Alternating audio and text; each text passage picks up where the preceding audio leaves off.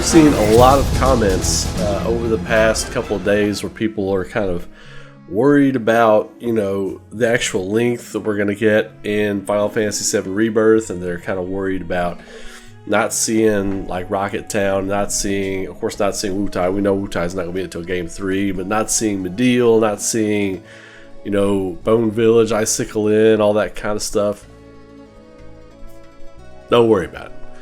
Don't worry about it. We might not see those places till Game 3, which would be smart because we know they're doing 3 games, right? So there's going to be so much story content, and we know we're getting a 3rd game. This is the thing that I think a lot of people lose focus on, and the myriad of things to focus on. And it's by no fault of anyone's own. There's a lot to focus on with this game coming up. There's a ton of stuff to focus on.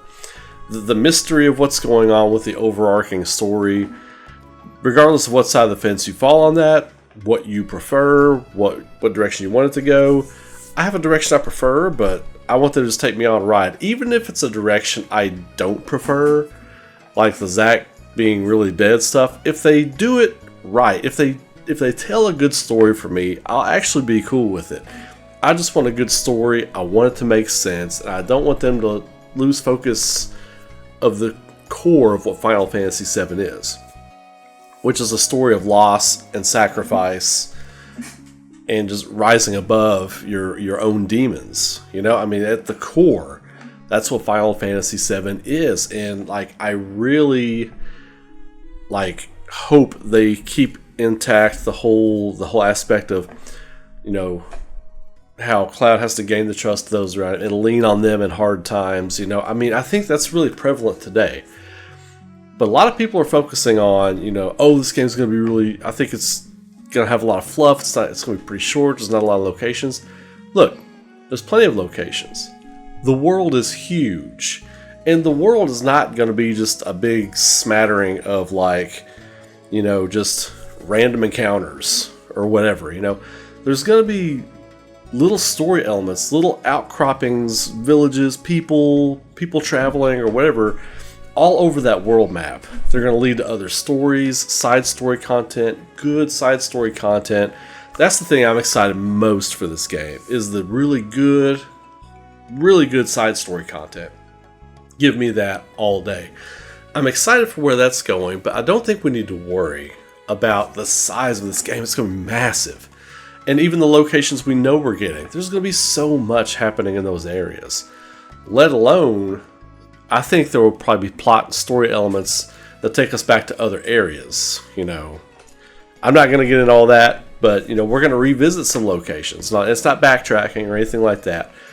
There's going to be a lot of cutscene, it's going to be like playing a movie. If we've seen anything, if we know anything about this project, it's that theater and film has really heavily inspired this story, the way it's going to play out. I've said it numerous times, Square has never made a game like this before. Never, ever in the history of this company have they ever made a game like this. And that presents a set of challenges, but it also presents a lot of hope. And I'm very, very optimistic and excited for what they could accomplish with this. Don't worry. This thing is in good hands. We're going to see a lot of really cool stuff with the story. We're going to see a lot of really cool stuff with the individual characters and things. And this afternoon, I'm going to get into Vincent Valentine in this afternoon's video that we're uploading later. I'm excited about Vincent Valentine just for what he poses story-wise. We know we can't play as him. He will most likely be a guest character in battle and stuff like that, but that doesn't mean we're not getting story stuff with him. He's basically going to be an NPC that travels with us. We will absolutely get story elements with Vincent Valentine. We will absolutely get nods at story elements with Sid Highwind. Game 3 is going to be heavily involved with Vincent and Sid, their main focus into the story. But the little 5-second cutscene glimpses and stuff we're going to get with these characters. How they work that stuff in there, right? They did it in Remake. They're going to do it in Rebirth. They'll do it in the 3rd game. That's the little things like that I'm excited for. We know Hamaguchi we're already seeing he's going to be a brilliant director and he's the right choice for the job on this thing. I can't wait to see where his mind goes.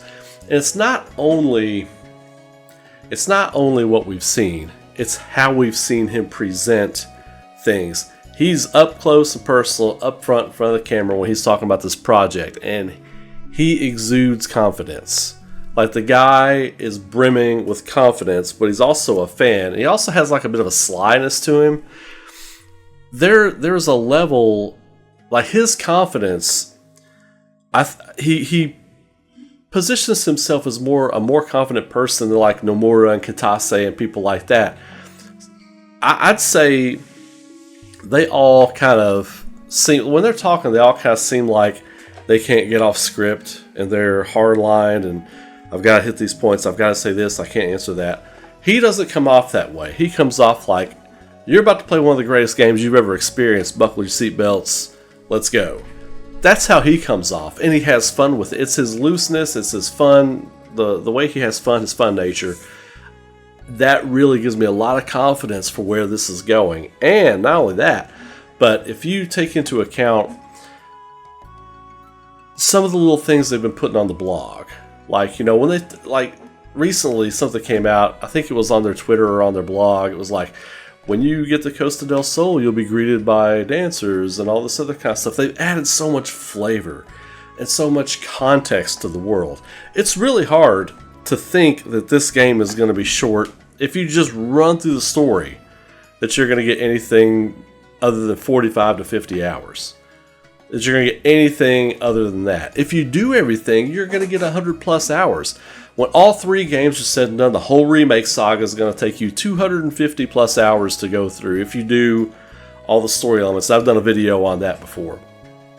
Really exciting stuff. Like, knowing what we're not going to get in Rebirth is super exciting for the third game, because there's so much they still have to cover.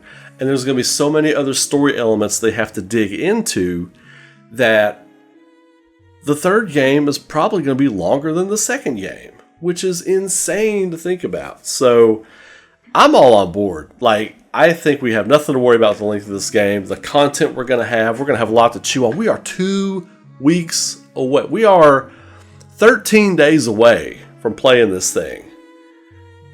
13 and a half if you consider it's dropping at midnight, if you've got a digital access to a digital copy.